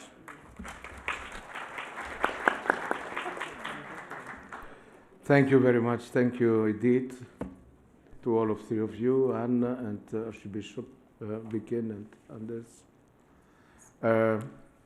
If there is any question, but very, very brief, because we like to try to manage to finish this session. And also we have one more topic, issue, which is very important for the life of the Council. Microphone 3. Is 3. Thank you, Moderator. Jerry Pillay from the Uniting Presbyterian Church in Southern Africa. I will speak in English.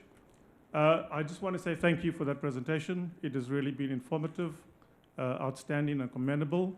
I'm particularly excited to see that we have a vision for financial sustainability, and I think the plan looks really good. Thank you for the presentation.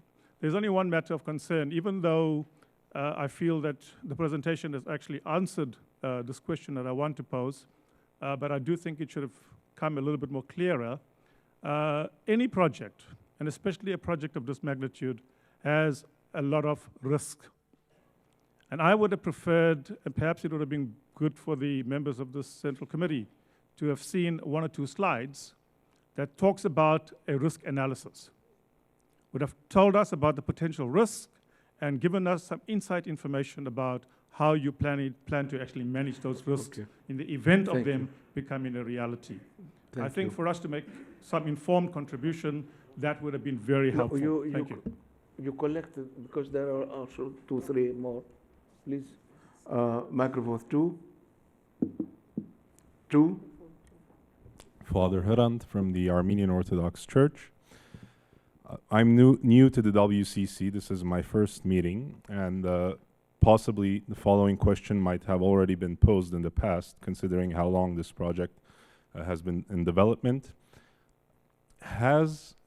Notwithstanding the beauty of our current chapel and also how the canton has recognized it, has the Green Village considered a standalone chapel or church?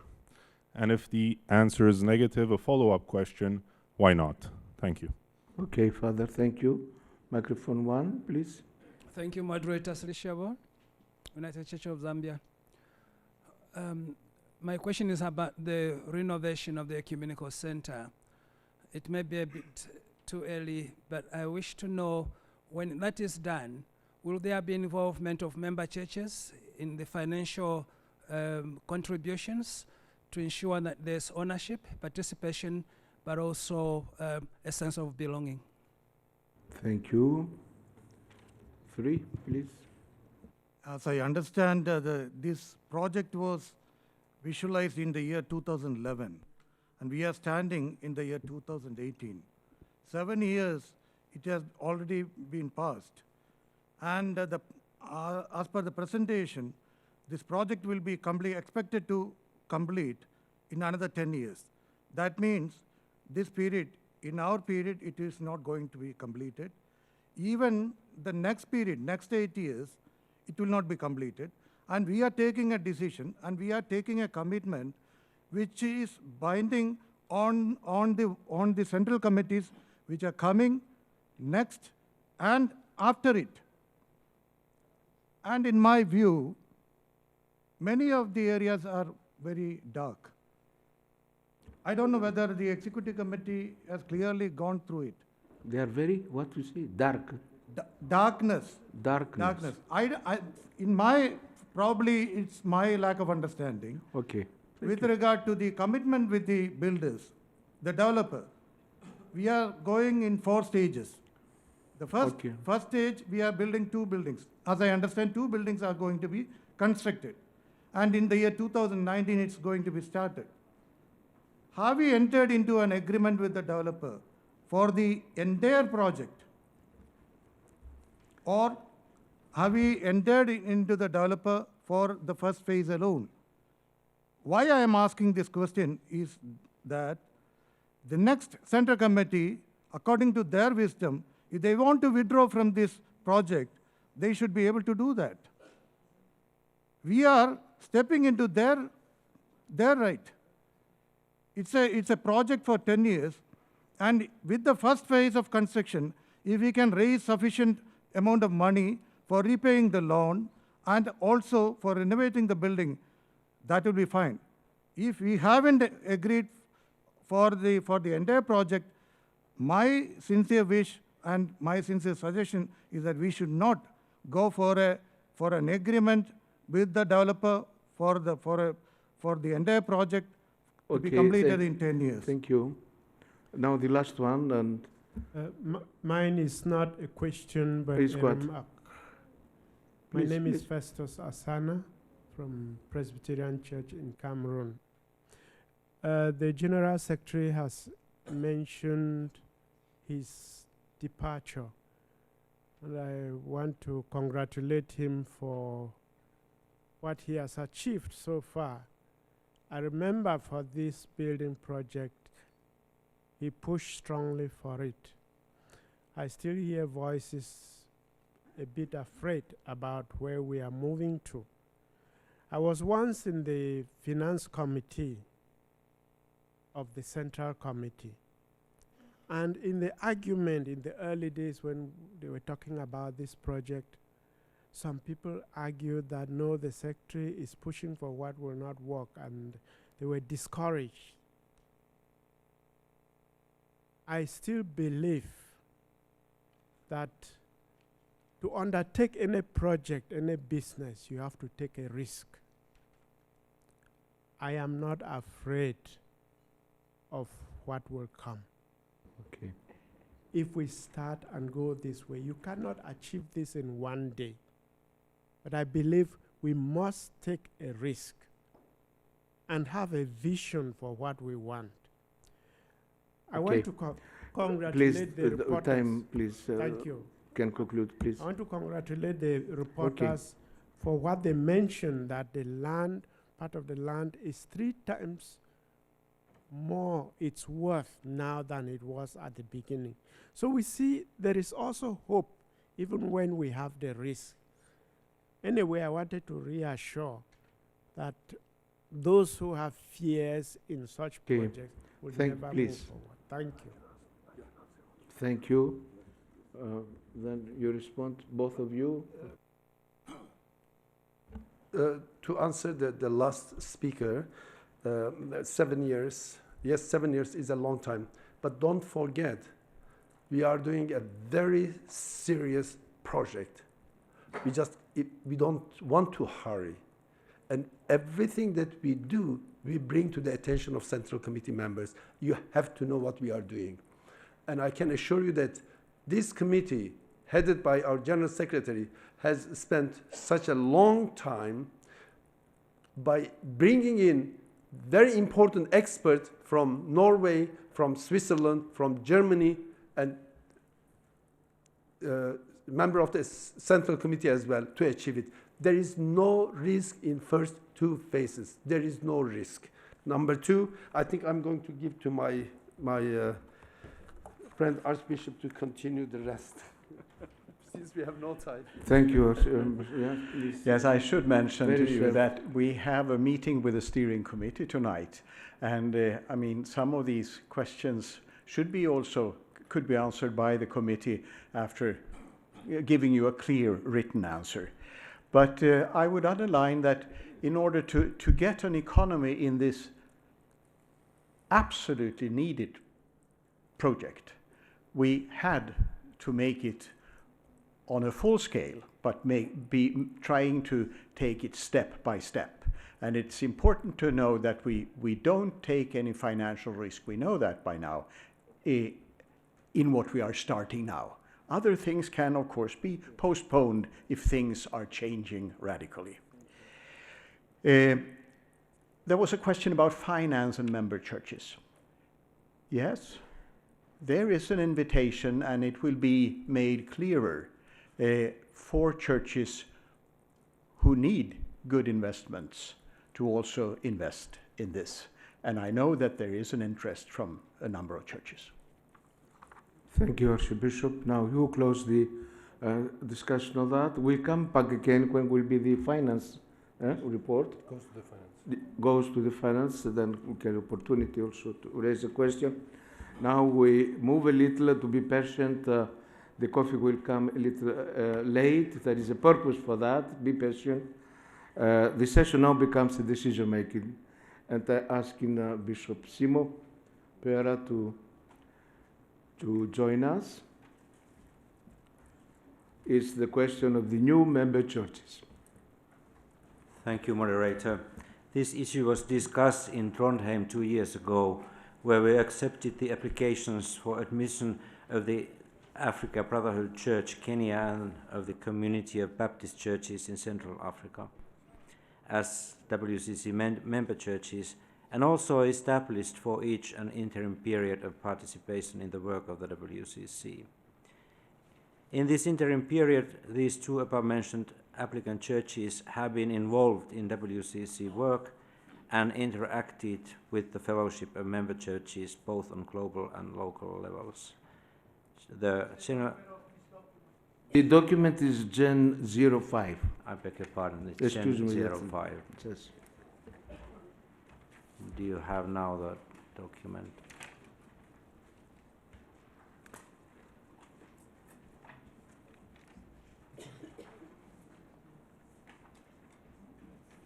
Okay, continue. Okay. And also the General Secretary has consulted with all WCC member churches by letter about the 2 applications, and several positive responses were received. For these reasons, there is this recommendation for action. The Central Committee, based on Rule 1.5, Decision on Acceptance, acknowledging that during the established interim period, the member churches of the WCC were consulted, and assessing that consensus of member churches has developed in favor of the above 2 applications, decides that first, the Africa Brotherhood Church is admitted as a full WCC member church, and secondly, Community of Baptist Churches in Central Africa is admitted as full WCC member church. If this recommendation is accepted, the number of the WCC member churches will be 350. The second issue here is the situation of the Church of Jesus Christ on earth by his special envoy Simon Kimbangu. And this is not a ready issue. This is just for your information. There are various reasons why no meeting between WCC leadership and the leadership of the Kimbanguisti Church did not take place. Thank you, Moderator. Thank you very much. This was the first part of the membership matters of the Gen 05. I would like to acknowledge the presence in the saal of the Archbishop Dr. Timothy Nadbuki, the head of the Africa Brotherhood Church in Kenya. Please, is here. Please stand. Please. No, after. Let's go on. And also the presence of Professor Dr. Samuel Ngaihembago, apologize for the Secretary General of the Community of Baptist Churches in Center, Africa, of DRC, is here.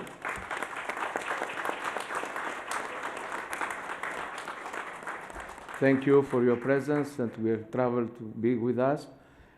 Could be kindly possible to leave a little of the saal outside?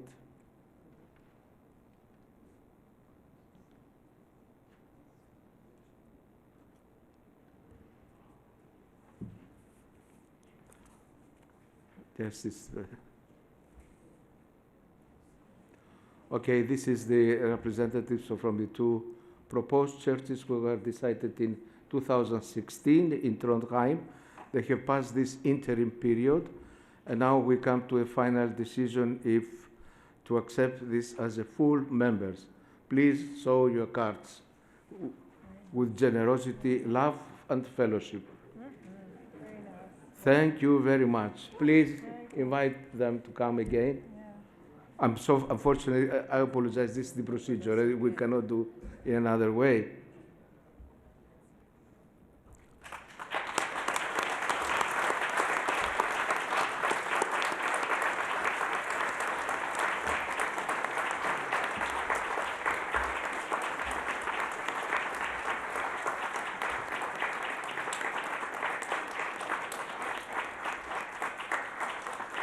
I would like to announce officially that the Central Committee of the 2018 decided unanimously to receive both of the two churches, and now the Council counts 350 churches members. You're welcome. Please, if you want to address something, you can. Free. Thank you, Moderator and members. I want first and foremost to thank the Almighty God for this wonderful opportunity to stand here on behalf of Africa Brotherhood Church. I'm Timothy Ndambuki, the Archbishop of African Brotherhood Church, East, Central, and Southern Africa. Southern Africa, we have one congregation in Zambia. ABC is an indigenous church that was started in 1945 in Kenya by a community that brought their denominations together to fight against hatred and the divisions within denominations in that region. So ABC is a small ecumenical family in Kenya. And I want to say that I feel privileged to stand here on behalf of Africa Brotherhood Church to appreciate the acceptance and mission of Africa Brotherhood Church to WCC. For that matter, I want to commit on behalf of African Brotherhood Church to make a commitment that ABC will follow the Constitution and the bylaws of WCC to the letter, so that we can continue building the body of Christ together. Today, I was impressed, and being my first meeting, I was impressed from the chapel this morning to the present, and all that small period, it has shown me the seriousness and even your responses to issues, the seriousness of the matter in WCC. It has also shaped parts of the WCC identity, and that is what I have observed. And therefore, now henceforth, I think I will be, together with my church, committed to serve with WCC. Once again, I say thank you, and may the name of the Lord be praised as we endeavor to accomplish unity and fight for justice globally. It's a monster everywhere in Africa, Europe, and as I have heard, surely the only savior is the church, the body of Christ. Thank you, and may God bless.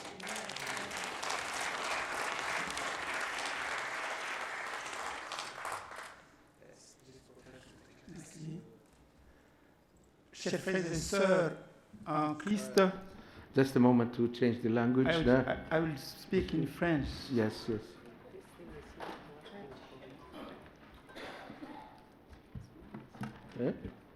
Au modérateur et secrétaire général du Conseil œcuménique des Églises, à vous, chers frères et sœurs en Christ, au nom de la communauté baptiste au centre de l'Afrique, en sigle CBK, je tiens à exprimer devant l'auguste assemblée que vous constituez les mots de reconnaissance et de gratitude devant Dieu, le maître de la moisson qui nous envoie à mission, et devant vous, frères et sœurs, ministres du Seigneur.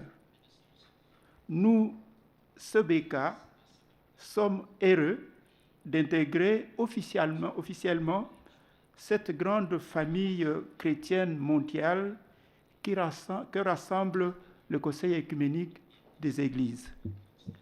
La communauté baptiste au centre de l'Afrique est une église issue d'une œuvre missionnaire américaine qui était appelée An Evangelized African Mission, qui commença son œuvre en 1928 dans la province actuelle du Nord Kivu, en République démocratique du Congo.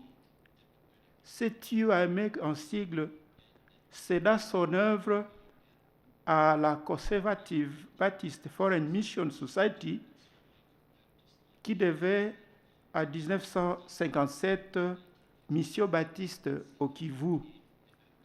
La CBK compte aujourd'hui 430 grandes paroisses et 200 sous-paroisses ou chapelles en République démocratique du Congo, réparties en plus grand nombre dans les deux provinces du Nord Kivu et du Sud Kivu, et à plus petit nombre dans 8 autres provinces de la République démocratique du Congo. Elle a quelques paroisses au Rwanda aussi, et quelques autres en Ouganda. À tout, elle a une communauté d'environ 450 000 membres, adultes et enfants compris. En République démocratique du Congo, nous sommes la 3e communauté membre de l'Église du Christ au Congo, ECC. En Afrique, nous sommes membres de la Conférence des Églises de toute l'Afrique, la CETA. Nous sommes également membres de la Fraternité baptiste de toute l'Afrique. Et en dehors du continent, nous sommes membres de la mission évangélique unie, la MEU, ou la VEM, qui a son siège à Wuppertal. Et nous sommes également membres de l'Alliance baptiste mondiale. Tout ceci pour dire que nous voulons intégrer la famille écuménique. L'œcuménisme est pour nous un lieu d'échange, d'enrichissement mutuel et de collaboration dans l'œuvre du Seigneur qui fait de nous tous collaborateurs et collaboratrices de Dieu. C'est important pour nous, CBK, de venir au Conseil œcuménique des Églises où ces échanges et cette collaboration s'internationalisent davantage.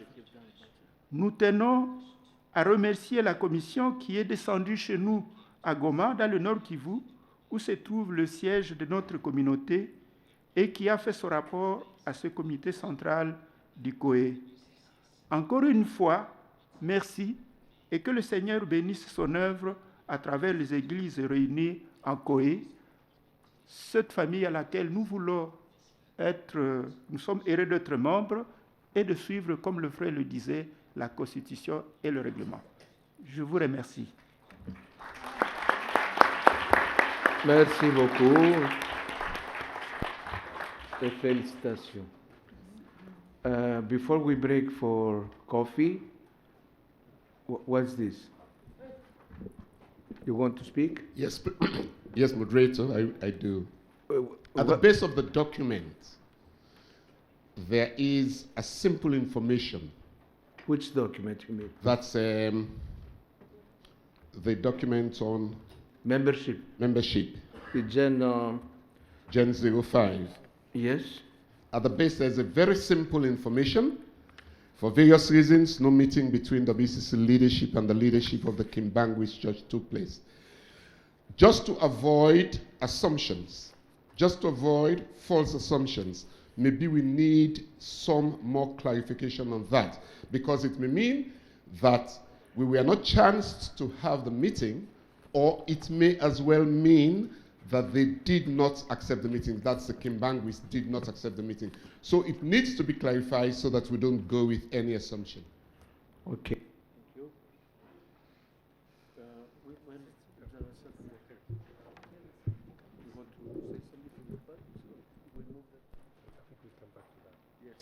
We come back on that. This was just the first part of the membership matters, but there is the whole report, then, which is included also the Kimbangist story and issue.